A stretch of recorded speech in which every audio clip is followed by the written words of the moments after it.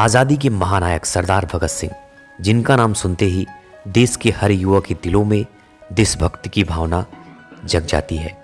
जिस उम्र में आज के युवा लड़कियों के पीछे और नौकरियों के पीछे दर दर भटक रहे हैं, मात्र 23 साल की उम्र में सरदार भगत सिंह और उनके साथी हंसते हंसते फांसी के फंदों पर झूल गए थे। लेकिन आखिर सरदार भगत सिंह को फांसी क्यों दी गई? वो भी जिस दिन सजा सुनाई गई थी उससे एक दिन पहले ही इन वीरों को फांसी आखिर क्यों दे दी गई? बात आती है 1928 की। भारत में स्वतंत्रता संग्राम में लाला लाजपत राय की भी महत्वपूर्ण भूमिका थी। वह साइमन कमीशन के विरोध में शामिल थे, जिसमें हुए लाठीचार्ज में वह गंभीर रूप से घायल हो गए थे। इसके बाद वह पूरी तरह ठीक नहीं हो पाए और 17 नवंबर 1928 को उनकी मौत हो जाती है। भगत सिंह, सुखदेव, राजगुरु और चंद्रशेखर आजाद को इससे काफ़ी गहरा दुख हुआ और वो लोग गुस्से में आकर लाला लाजपत राय के मौत के बदला लेने की कसम खा ली। और उनकी मौत के ठीक एक महीने बाद लाहौर में 17 दिसंबर 1928 को राजगुरु भगत सिंह ने एसएसपी जॉन पी सैंडर्स को गोली मारकर हत्या कर दी। हालांकि उनका निशाना लाठीचार्ज का आदेश देने वाला जेम्स ए स्कॉट था, लेकिन पहचानने में चूक होने पर सैंडर्स की हत्या कर दी गई। भगत सिंह और राजगुरु कई महीनों तक फरार रहे।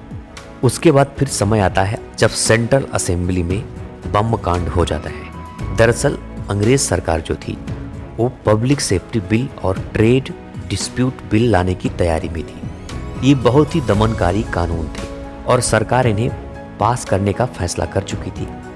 शासकों का इस बिल को कानून बनाने के पीछे उद्देश्य था कि जनता में क्रांति का जो बीज पनप रहा है उसे अंकुरित होने से पहले ही समाप्त कर दिया जाए। असेंबली के बहुत से सदस्य इस दमनकारी कानून के विरुद्ध थे, इसलिए वायसराय इसे विशेषाधिकार से पास कराना चाहता था। इसलिए भगत सिंह ने तय किया कि जिस दिन वायसराय पब्लिक सेफ्टी बिल को कानून बनाने के लिए प्रस्तुत करे, ठीक उसी समय धमाका किया जाए। और ऐसा ही किया गया। जैसे ही बिल संबंधी घोषणा की गई तभी भगत सिंह ने बम फेंक दिया। इस घटना को क्रांतिकारी सरदार भगत सिंह और बटुकेश्वर दत्त ने अंजाम दिया था। इस बम कांड का उद्देश्य किसी को हानि पहुंचाना नहीं था, इसलिए बम भी असेंबली में खाली स्थान पर फेंका गया था।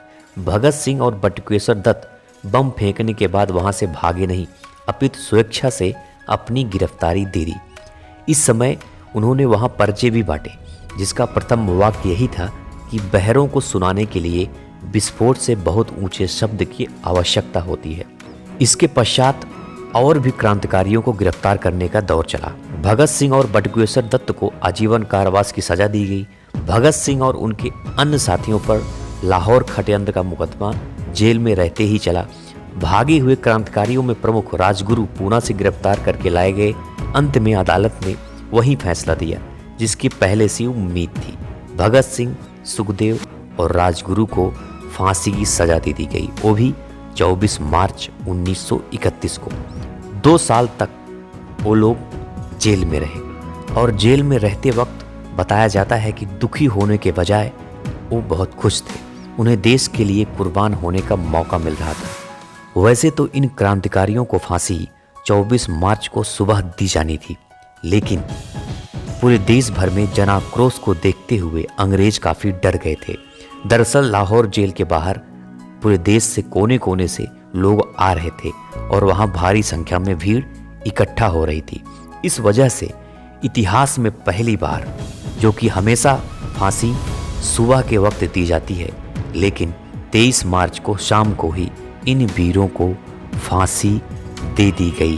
बताते हैं कि फांसी पर जाते वक्त सरदार भगत सिंह, सुखदेव और राजगुरु मेरा रंग दे बसंती चोला गाना गा रहे थे और फांसी पर चढ़ते वक्त भगत सिंह के चेहरे पे मुस्कुराहट थी। शहीद होते वक्त भगत सिंह, सुखदेव सिर्फ 23 साल के थे और राजगुरु उनसे भी 1 साल कम उम्र यानी कि मात्र 22 साल के थे। तो आखिर अंग्रेजों ने धोखे से डर के मारा इतिहास में पहली बार 23 मार्च को शाम को ही इन वीरों को फांसी दे दिया। तो ये कहानी थी आज़ादी के महानायक सरदार भगत सिंह, सुखदेव और राजगुरु की। और इन शहीदों के लिए एक लाइक तो बनता है। और जो लोग नए हो चैनल पे, चैनल को सब्सक्राइब करके बेल आइकॉन जरूर प्रेस करना, क्योंकि आपको इस चैनल पर ऐसे ही और भी ऐतिहासिक वीडियोस मिलती रहेंगी।